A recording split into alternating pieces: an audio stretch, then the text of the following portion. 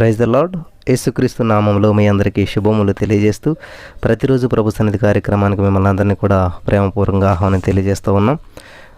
మరి ఈరోజు మనం ధ్యానించుకోబోయేటువంటి వాక్య ధ్యానం నిర్గమకాండం 7వ అధ్యాయం మొదటి 12 వచనాలు 1 నుంచి 12 వచనాల వరకు మనం ధ్యానించుకొని పోవచ్చున్నాం. దయచేసి బైబిల్ గ్రంథం ఓపెన్ చేసి నిర్గమకాండం 7వ అధ్యాయం మొదటి వచనాన్ని మనం చదువుకుందాం.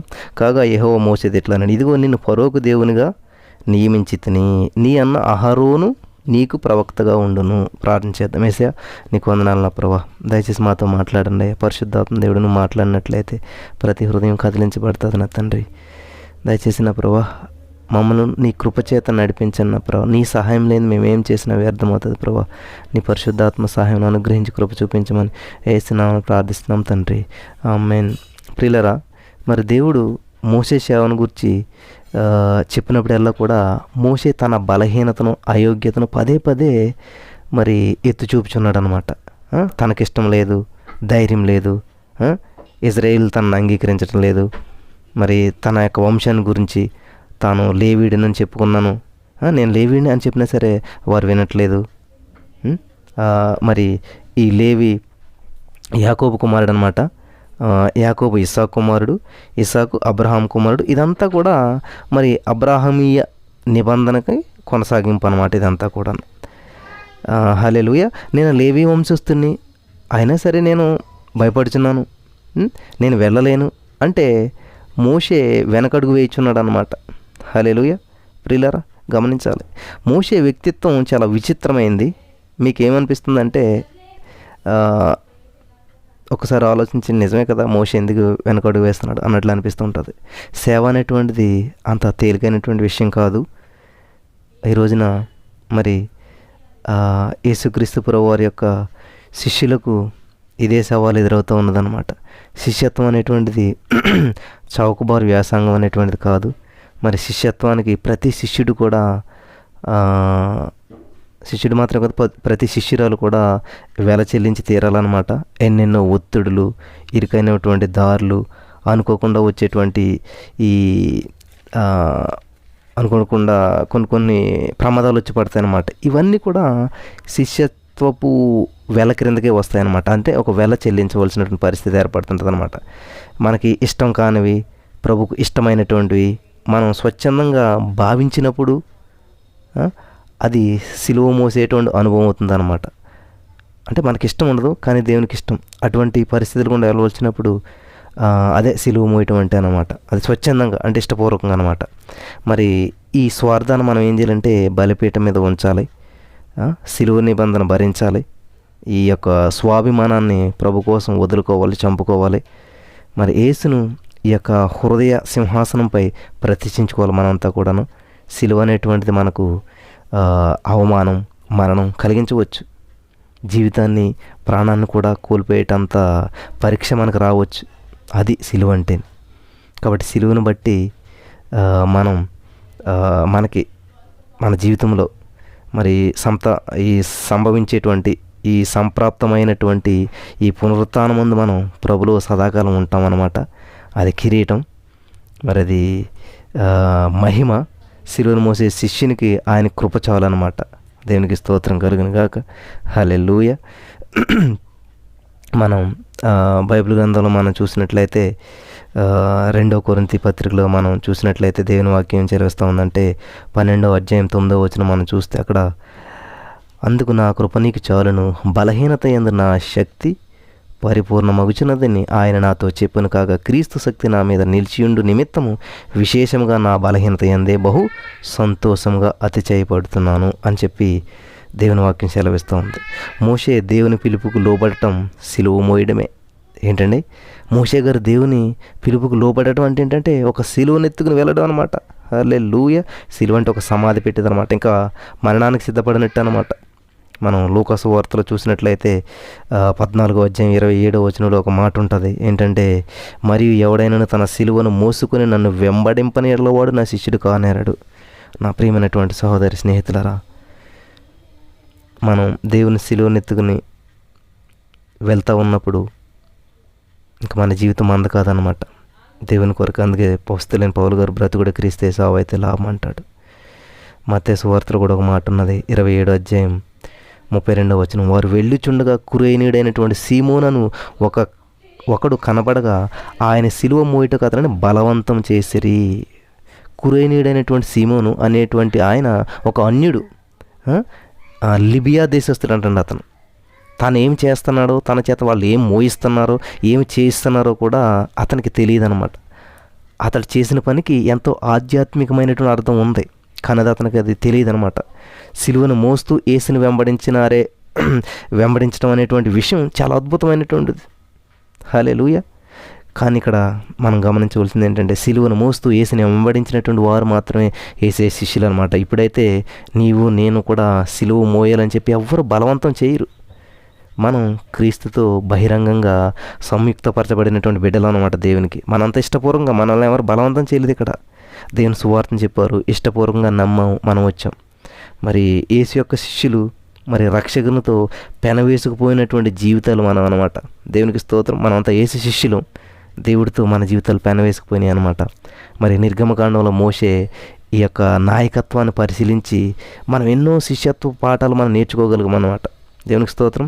ఈ నిర్గమకాండం 7వ అధ్యాయంలో మరి ఎన్నో ప్రాముఖ్యమైనటువంటి సత్యాలతో నిండి ఉన్నది ఈ 7వ అధ్యాయం. దేవుడు మోషేకు గొప్ప సేవను అప్పగిస్తూ ఉన్నాడు. మరి ఈజిప్ట్ దేశ మంత్రజ్ఞులంతా కూడా తాము కూడా అద్భుతాలు చేయగలమని చెప్పి ముందుకు వచ్చారు. మరి దేవుడు చేసినటువంటి అద్భుతాలు దేవుడే చేయగలడు. దేవునికి స్తోత్రం.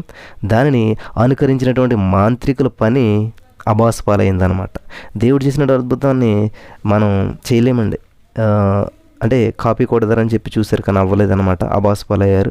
మరి ఈ అధ్యాయంలో మొదట తెగులు వచ్చినప్పుడు మొట్టమొదటిగా మనకి ఏం కనిపిస్తుంది, తెగులు వచ్చినట్టు మనకి చూపబడింది అనమాట. అదేంటంటే నీరు రక్తంగా మారింది. ఇది ఒక ఆధ్యాత్మికమైనటువంటి యుద్ధం అండి. దేవుని పక్షాన ఇజ్రాయేల్ ప్రజలు ఉన్నారు, గమనించాలి ప్రియులరా. దేవుని పక్షాన ఇజ్రాయేల్ ప్రజలు ఉన్నారు, మోషే అహరోన్లు ఉన్నారన్నమాట. ప్రతిపక్షం ఫరో అతని అధికారులు. యుద్ధ భూమిలాగా ఒక ఊహించుకుంటే మనం. కాబట్టి మంత్రవాదులు ఉన్నారు, ఎవరు? ఫరో అతని అధికారులు, మంత్రవాదులు అంతా ప్రతిపక్షం అనమాట. ఒక పొలిటికల్కి ఎలాగైతే మరి ప్రతిపక్షం అనేటువంటిది ఉంటుందో అట్లా మనం దీన్ని ఆలోచన చేయాలి. మరి అహరోను మోషేలు ప్రతినిధులుగా మాట్లాడుతున్నారు. మోషే ఎందుకని మాట్లాడుతున్నారు అని చెప్పేసి అడుగుతూ ఉన్నాడు అనమాట. మరి ఈ మోషే ఎందుకు మాట్లాడండి, ఈయనకి నోటి మాంద్యమా లేకపోతే మాటలు రావా అని చెప్పి అడుగుతూ ఉన్నాడు. కానీ మోషే మాట్లాడగలడండి. కానీ 40 సంవత్సరాలు ఈ మిద్యానారణ్యంలో తిరిగాడు. మానసికంగా అతనిలో న్యూనతాభావం వచ్చేసింది. నేను మాట్లాడలేను ఇంకా, నేను ఒక బెరుకుతనం అంటారు, భయం అంటారు కదా, అతను ఆవరించేసింది అనమాట. దేవుడు ఏర్పాటు ఏమీ మారలేదు. దేవుడు మోషేని నియమించాడు, మోషే ద్వారా ఈ విమోచన కార్యాన్ని కొనసాగిస్తాడు. ఏం మార్పు లేదు. శరీరానుసారమైన మనసు ఉంటే దేవుడు అట్టి వ్యక్తిని వాడుకోడు. గమనించాలి ప్రియులారా. శరీరానుసారమైనటువంటి మనసు ఉంటే దేవుడు అటువంటి వ్యక్తిని వాడుకోడు అనమాట. మనకి బైబిల్ గ్రంథంలో చూసినట్లయితే రోమా పత్రికలో ఒక మాట ఉన్నది, మీకు చూపిస్తాను. 7వ అధ్యాయం 18వ వచనం మనం చూసినట్లయితే, నాయందు అనగా నా శరీరమందు మంచిదేదియు నివసింపదని నేను ఎరుగుదును, మేలైనది చేయవలనని కోరిక నాకు కలుగుచున్నది, కానీ దాన్ని చేయటకు నాకు కలగట్లేదు. ఎందుకంటే ఇక్కడ అదే సత్యాన్ని చాలామంది ఒప్పుకోరు అనమాట. దేవుడు ఈ యొక్క మన శరీరానుసారమైన మనసును వాడుకోడు ఎప్పటికీ కూడా. ఇక్కడ అహరోను మోసేకు బదులుగా మాట్లాడుతున్నాడు, అంతేగాని అహరోనుకు అతిశయించడానికి ఏ విధమైనటువంటి వీలు లేదనమాట. ఏది లేదు. జస్ట్ ఈ రోజున మనం ఇప్పుడు జీసస్ ఆల్మైటీ గాడ్లో ఇంత జరుగుతూ ఉంది. ఇందులో ఎవరు గ్రేటు ఎవరు తక్కువ అనేటువంటిది ఏమీ లేదు. దేవుని సంకల్పం చెప్పిన వెళ్తూ ఉన్నది. మరి దేవుడు నడిపిస్తూ ఉన్నాడు. చాలామంది మన గ్రూప్స్లో అద్భుతాలు జరుగుతుంటుంటాయి. ఇది ఏదో ఒక వ్యక్తి ప్రార్థన చేస్తేనో లేకపోతే ఈ బ్రదర్ ప్రార్థన చేశాడు ఇట్లాగా అయిందని మనం అనుకుంటుంటాం. కానీ ఇక్కడ అనేక మందిగా ఒక ఫ్యామిలీగా పోరాడుతూ ఉన్నాం. మనం ఎవరిదైనా సమస్య వస్తే చాలామంది కలిసి ప్రార్థన చేస్తూ ఉన్నాం. ఇదంతా కూడా దేవుని యొక్క ఉచితమైన మహాకృపను బట్టి జరుగుతూ ఉందన్నమాట. ఇప్పుడు అహరోను మాట్లాడుతున్నాడు, కానీ అహరోను మాటలు కదా అవి. మోషేకి దేవుడు సెలవిచ్చిన మాటను మోషే అహరోనుకి చెప్తూ ఉన్నాడు. అహరోను జస్ట్ ఒక నాలుకగా వాడబడుతూ ఉన్నాడు. కానీ ఇందులో అహరోను అతిశయించడానికి ఏమీ లేదనమాట. ఈరోజు మనం కూడా మన జీవితంలో దేవుడు చేసిన అద్భుతాలను బట్టి, లేకపోతే మన ద్వారా నా ద్వారా లేకపోతే ఎవరి ద్వారా దేవుడు చేసిన అద్భుతాలను బట్టి మనం అతిశయించవలసింది ఏమీ లేదన్నమాట. ఎందుకంటే ఆయన మనల్ని వాడుకుంటున్నాడు కాబట్టి మనం ఆయన చేతిలో ఒక పాత్ర అనమాట. ఆయన చేతిలో ఉన్నప్పుడు మాత్రమే ఆ పాత్రకు విలువ. మనం ఆయన చేతిలో నుండి తప్పుకున్నామంటే వట్టి పాత్ర అయిపోతాం అనమాట, మట్టి పాత్ర అయిపోతాం. దేవునికి స్తోత్రం కలుగును గాక. మరి నిర్గమకాండం మనం 7వ అధ్యాయం మనం చూసుకుంటున్నట్లయితే ఇక్కడ చూడండి, కాగా యెహోవా మోషేతో ఇదిగో ఫరోకు దేవునిగా నియమించితిని. ఫరోకు దేవుడు అంటే ఎవరు? మోషే. దేవుని స్తోత్రం కలుగును గాక. ప్రవక్త అంటే ఎవరు అసలేని? మోషే ఫరోకు దేవుడు అంటండి. అహరోను మోషే మాటలే పలుకుతాడు కనుక అతడు మోషేకు ప్రవక్త అనమాట. ప్రవక్త అంటే ఏంటంటే దేవుని మాటలు ఉన్నట్టుగా ప్రజలకు అందించేటువంటి వాడు ప్రవక్త అనమాట. మరి యాజకుడు అంటే ఎవరు? యాజకుడు అలా కాదు, మరి ప్రజల మాటలను దేవునికి చెప్పేటువంటి వాడు యాజకుడు అవుతాడు. ఇప్పుడు రెండు గమనించండి, కొంచెం క్లియర్గా చెప్తాను. ప్రవక్త అంటే ఏంటంటే ఈ యొక్క ప్రవక్త అనగా దేవుని యొక్క మాటలు ఉన్నట్టుగా ప్రజలకు అందించేవాడు. ప్రియులారా, దేవుని దగ్గర నుంచి ప్రవక్త ఏం చేస్తారంటే ప్రజలకు అందిస్తూ ఉంటుంటాడు. యాజకుడు ఏం చేస్తారంటే ప్రజల దగ్గర నుంచి దేవునికి అందిస్తూ ఉంటుంటాడు అన్నమాట. దేవుని మరి ఈ యొక్క మాటలను అనమాట. యాజకుడు ఏంటంటే ప్రజల యొక్క మాటలను దేవునికి చెప్తాడు అన్నమాట. యాజకులు ఏం చేస్తారంటే మరి ప్రజలకు ప్రతినిధిగా, యాజకుడు ప్రజలకు ప్రతినిధి కాగా ప్రవక్త దేవుని ప్రతినిధి అవుతాడు అనమాట. గమనించాలి, యాజకులు ఎవరంటే ప్రజలకు ప్రతినిధి, మరి ప్రవక్త ఎవరు? దేవునికి ప్రతినిధి అనమాట. హల్లెలూయా. అలాగే ఇక్కడ ప్రజలు ఎదుటి మరి అహరోను మోషేకు మరి ప్రతినిధిగా మరి నిలబడినటువంటి ప్రవక్త. గమనించాలి, ప్రజల ఎదుట అహరోను మోషేకు ప్రతినిధిగా నిలబడినటువంటి ప్రవక్త అనమాట. అది ప్రవక్త అంటే అహరోను గురించి దేవుడు చెప్పినటువంటి మాట. ఈ మోషే ఫరో ఎదుట మరి ప్రజల ఎదుట దేవునికి ప్రతినిధి మోషే అనమాట. కాబట్టి మోషే దేవుని ప్రతినిధి, అది మనం గమనించాలన్నమాట. అహరోను మోషే ప్రతినిధి. అర్థమవుతుంది కదా. మోషే ఎవరి ప్రతినిధి అండి? దేవుని ప్రతినిధి. అహరోను ప్రజల ప్రతినిధి.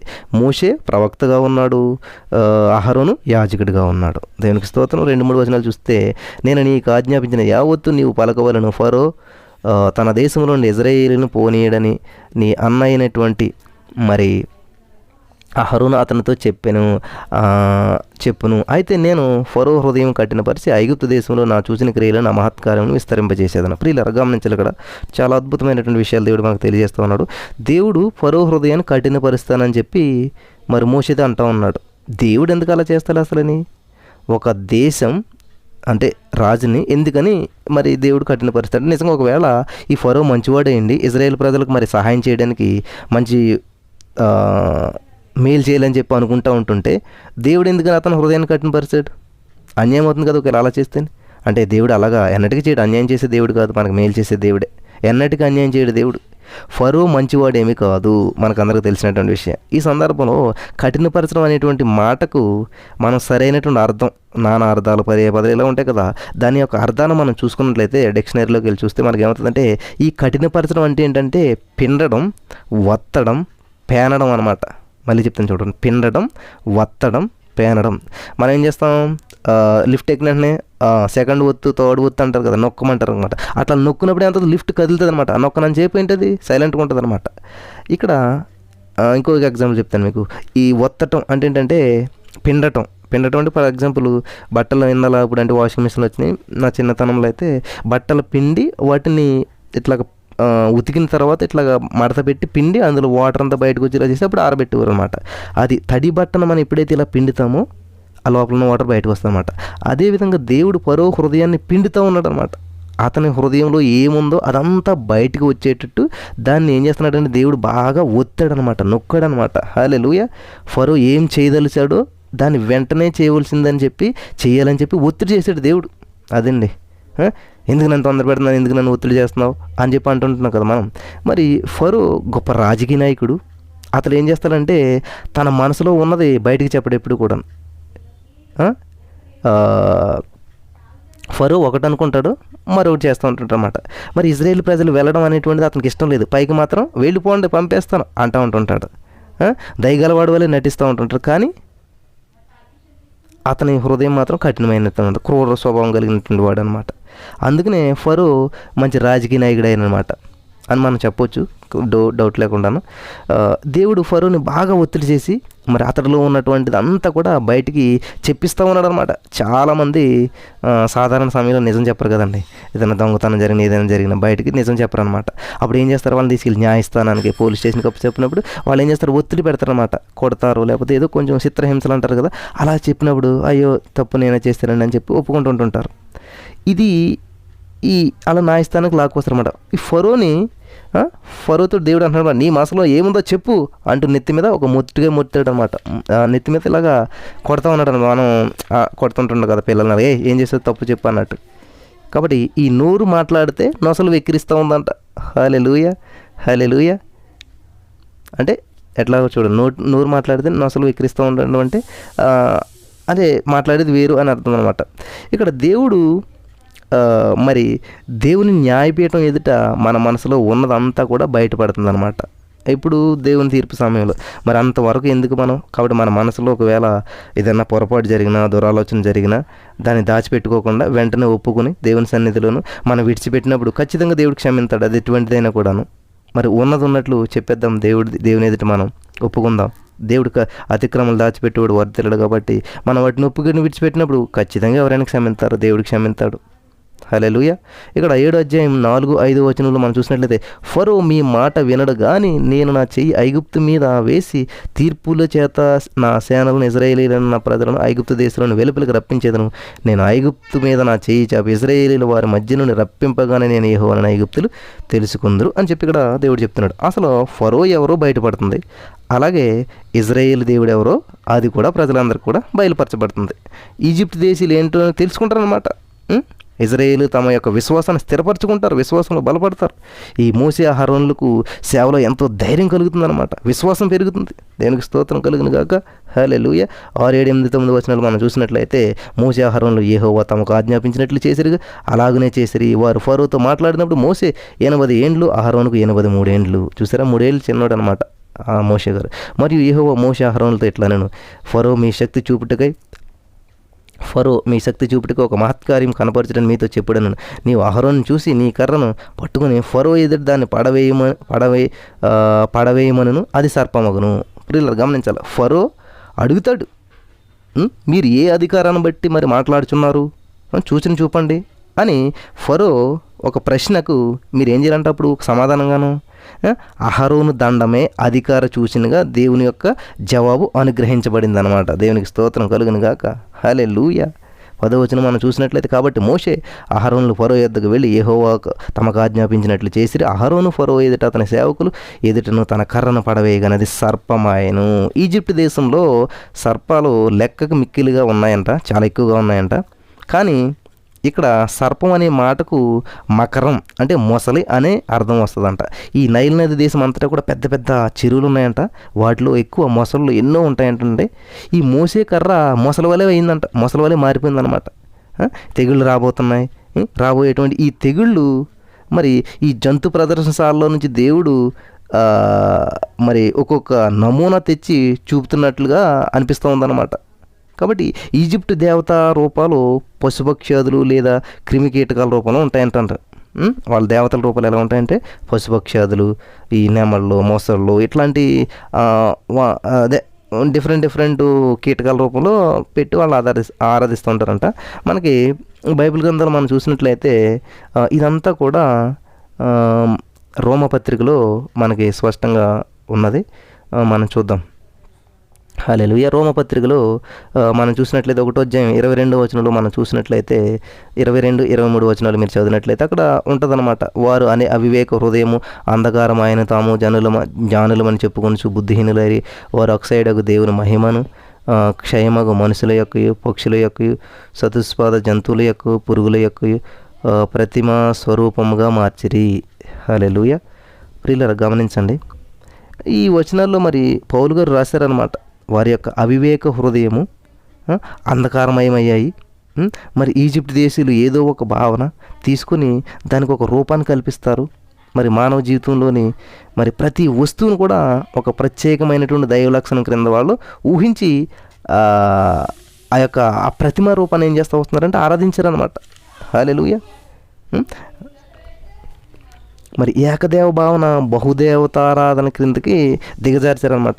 ఈ ఒకే ఒక్క దేవుడు అనేటువంటి భావం నుంచి బహుదేవతారాధన పరిస్థితికి దిగజార్చారనమాట. ఒకే ఒక్క దేవుడు ఉన్నాడని చెప్పి ఆయన సర్వేశ్వరుడు అని చెప్పి నమ్మారు. కానీ దేవుడు నిత్యుడని, సర్వ సృష్టికర్త అని చెప్పేసేసి, స్వయంభవుడు అని చెప్పేసేసి, అంటే ఆయనకి ఆయన సృష్టించుకోగలడు, ఆయనకి ఆయన ఏమైనా చేయగలడు అన్నమాట. స్వయంభవుడు అంటే సర్వశక్తి సంపన్నుడు అని చెప్పేసి వారికి తెలుసు ఈజిప్టులకి. అయినా కానీ అంత గొప్ప దేవునికి ఈ మానవుని జీవితంలోని అల్పమైనటువంటి విషయాలు ఏమి పట్టవు అని అనుకున్నారు వాళ్ళంతా కూడా. ఆ దేవుడు కొందరు చిన్న చిన్న, ఇప్పుడు ఈ గొప్ప సర్వోన్నతమైనటువంటి దేవుడికి ఈ కొందరు చిన్న చిన్న దేవుళ్ళకి, మరి దేవతలకు ఈ లోకాన్ని అప్పగించేయడని చెప్పి భావించారు వాళ్ళు. ఈ దేవుడు ఏం చేశాడంటే చిన్న చిన్న దేవతలు అందరికీ అప్పగించేయడని చెప్పేసి ఈ యొక్క ఈ లోకాన్నంతా కూడా దేవుడు వాళ్ళకి అప్పు చెప్పాడు అని వీళ్ళు భావించారనమాట. ఈ భూత ప్రేత పిశాచులు అంటారు కదా, వాటికి కూడా శక్తి కలదని చెప్పి ఈజిప్ట్ ప్రజలు బాగా నమ్మేవారు అనమాట. మరి ఆ కాలంలో ఈజిప్ట్ వారికి ఇలాంటి నమ్మకాలు ఎన్నో ఉన్నాయన్నమాట. ప్రేమైనటువంటి సహోదరి స్నేహితులారా, మనం ఈ బైబిల్ గ్రంథంలో చూసినట్లయితే అపోస్తుల కార్యంలో ఒక మాట ఉంటుంది.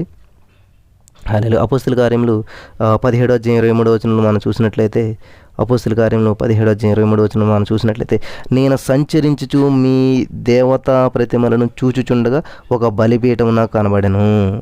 ఈయన ఏం చేశాడంటే, ఒకసారి పౌలు గారు ఏథెన్స్ పట్టణానికి వెళ్ళాడనమాట. మరి అక్కడ చూస్తే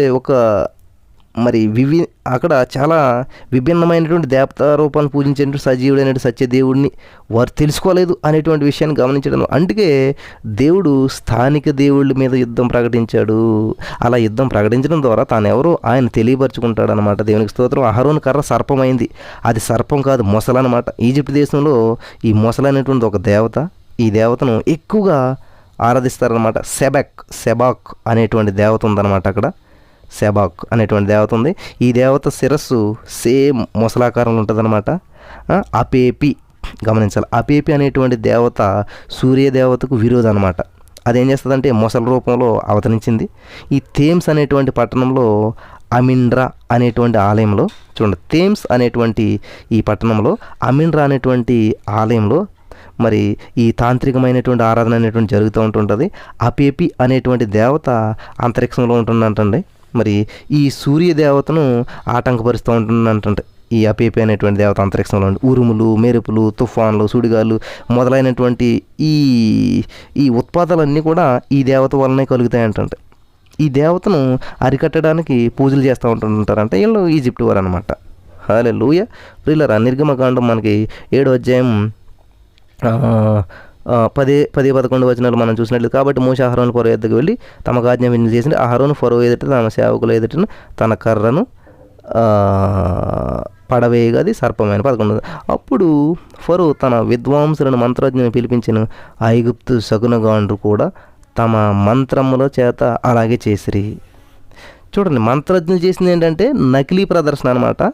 వాళ్ళది అంత అనుకరణ, నకిలీ అద్భుతం అనమాట. వాళ్ళంతా ఎవరిది, ఈజిప్ట్ వారు చేసిందంతా కూడా నకిలీ అద్భుతం అనమాట. ఎందుకనంటే మనకి 2 తిమోతి 3వ అధ్యాయం 8వ వచనంలో మనం చూసినట్లయితే, ఎన్నెయంబ్రే అని వారు మోషేని ఎదిరించినట్టు వీరును చెడిన మనస్సు కలిగి విశ్వాస విషయంలో భ్రష్టులై సత్యమును ఎదిరింతురు. పౌలు ఇలాంటి ఈ మంత్రజ్ఞుల గురించి చెప్పాడు అనమాట. హల్లెలూయా. మరి ఆ మంత్రజ్ఞులు ఏం చేశారంటే ఎన్నెంబ్రే అనేటువంటి వారు సత్యవంతుడు సజీవుడు అనేటువంటి దేవుణ్ణి ఎదిరించారనమాట. హల్లెలూయా. దేవునికి స్తోత్రం. ఈ 12వ వచనంలో మనం చూసినట్లయితే నిర్గమకాండం 7వ అధ్యాయం 12వ వచనం చూసినట్లయితే, వారిలో ప్రతి వాడును తన కర్రను పడవేసినప్పుడు అది సర్పమాయని కానీ అహరోను కర్ర వారి కర్రలను మింగివేసెను. ప్రియులారా, గమనించాలి, ఈజిప్ట్ దేశీయులు కూడా మొసళ్ళను పూజిస్తారు. మరి ఆ మొసలను అహరోను కర్ర మింగివేసిందంటే. హల్లెలూయా. ఏం చేసిందంటే ఆ మొసలని అహరోను కర్ర మింగివేసిందంట. చూసారా ఎంత అద్భుతం చేస్తూ ఉన్నాడు దేవుడు. ఈ 7వ అధ్యాయం 3-5 వచనాలు మనం చూసినట్లయితే, మనుషులు ఏకైక నిజ దేవుని తెలుసుకోవడం అన్నిటికంటే చాలా ప్రాముఖ్యమైనటువంటి విషయం మనం గ్రహించాలి. ఆయన చెప్పినప్పుడు మనుషులు సాత్వికంగా, వినయంగా, విధేయతపూర్వకంగా వినకపోతే కఠినమైనటువంటి మార్గాల ద్వారా వారు వినేలా చేస్తారనమాట. చూడండి, డాక్టర్ దగ్గరికి వెళ్ళినప్పుడు మెడిసిన్ ఇస్తారు మనకు, అది తీసుకోకపోతే ఇంజెక్షన్ పడుతుంది, ఇంజెక్షన్ తీసుకోకపోతే ఆపరేషన్. అంటే వ్యాధిని బట్టి ట్రీట్మెంట్ అనేటువంటిది ఉంటుందన్నమాట. హల్లెలూయా, దేవునికి స్తోత్రం కలుగును గాక. మనకి 11వ వచనంలో మనం చూసినట్లయితే ఈ ఇజ్రాయేల్ వారి తరపున మోషే అహరోనులు మొదటిసారి ఫరో దగ్గరికి వచ్చినప్పుడు వాళ్ళు అంటే ఈ ఫరో తలుచుకుంటే మరి వారిని చంపించడానికి ప్రయత్నించవచ్చు, కానీ సవాలు ప్రకారం పోటీ చేయదలిచాడనమాట ఫరో గారు చాలా తెలివిగానే. మోసే చేయగలిగినటువంటి విచిత్రాలను తన ఆస్థానంలో మంత్రగాళ్ళు కూడా చేయగలరని చెప్పి అతను అనుకున్నాడు. అదిగాక మరి ఈజిప్ట్ దేవుడు ఇజ్రాయేల్ ప్రజల దేవుని కంటే చాలా గొప్పవాళ్ళు కావచ్చు అనేటువంటి ఆలోచనలతోటి ఫరో గారు ఉన్నారు కాబట్టి కావచ్చని, ఒకవేళ కాకపోయినా కనీసం సమానమైనటువంటి శక్తి గలవారని చెప్పి అతను నమ్మాడు అనమాట. ఈ 2 తిమోతి 3:8-9 వచనాల్లో మనం చూడవచ్చు అన్నమాట.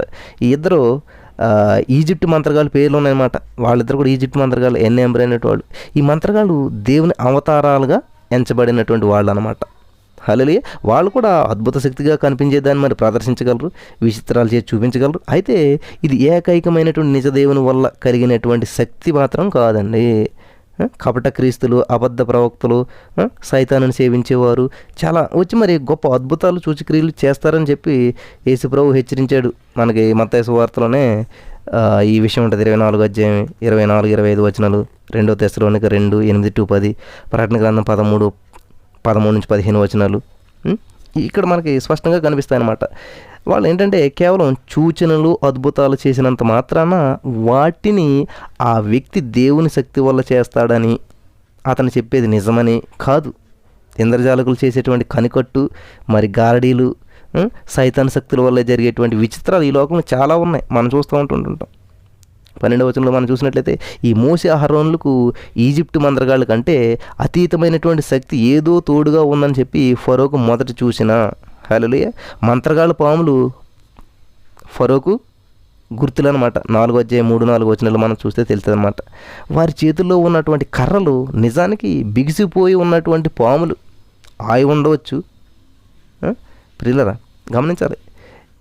ఇప్పుడు ఎవరో ఈజిప్ట్ వాళ్ళ చేతిలో ఉన్నటువంటి ఆ పాములన్నీ కూడా ఏమంటారు, బిగిసిపోవటం అంటే ఏంటి, ఇట్లాగా ఇంకా మెదలనటువంటి పాములు అయి ఉండొచ్చు అన్నమాట. అవన్నీ కూడా వాటిని పట్టి ఉంచినటువంటి మంత్రగాళ్ళు వాటిని విడిచిపెట్టగానే అవి ఏం చేసే కదలడం ప్రారంభించేవి అనమాట.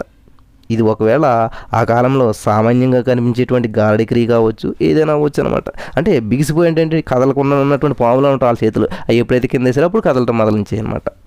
అదొక గారడి విద్య, మరి సంథింగ్ ఏదో అవ్వచ్చు. కానీ ఏదేమైనా కానీ దేవుడు ఈరోజు మనకు చెప్తూ ఉన్నాడు, ప్రవక్త, యాజకుడు. గుర్తుపెట్టుకోవాలి, ప్రవక్త అంటే ఏంటంటే దేవుని నుంచి విషయాలు ప్రజలకు ఇచ్చేటువంటి వాడు. యాజకుడు అంటే ఏంటంటే మన ప్రజల విషయాల్ని దేవునికి చేరవేసేటువంటి వాడు. దేవునికి స్తోత్రం. ఇక్కడ ఈరోజు దేవుడు చాలా అద్భుతమైన విషయాలు మనకు తెలియజేశాడు. ఈ యొక్క వాగ్దానం ద్వారా మనలందరం దేవుడు బలపరిచి స్థిరపరిచిన కాక ప్రార్థన వేసా. చాలా అమూల్యమైన విషయాలు తెలియజేస్తావు. నీవు చేసే కార్యాలు ఎంతో అద్భుతంగా ఉంటాయి తండ్రి. మమ్మల్ని నడిపించి బలపరిచి మనం వేసినామని ప్రార్థిస్తున్నాం తండ్రి. ఆమేన్. మేము చేసే ప్రతి వీడియో అప్డేట్స్ మీకు నోటిఫికేషన్ రూపంలో రావాలి అంటే మీ ఫోన్లో యూట్యూబ్ ఛానల్లో జీసస్ ఆల్మైటీ గాడ్ అని టైప్ చేసి సెర్చ్ చేసినట్లయితే జీసస్ ఆల్మైటీ గాడ్ యూట్యూబ్ ఛానల్లో సబ్స్క్రైబ్ అనే బటన్ని ప్రెస్ చేసి దాని పక్కన ఉన్న బెల్ బటన్ని కూడా ప్రెస్ చేయండి. దీని ద్వారా మేము చేసే ప్రతి వీడియో అప్డేట్స్ మీరు మిస్ అవ్వకుండా నోటిఫికేషన్ రూపంలో పొందుకుంటారు. థ్యాంక్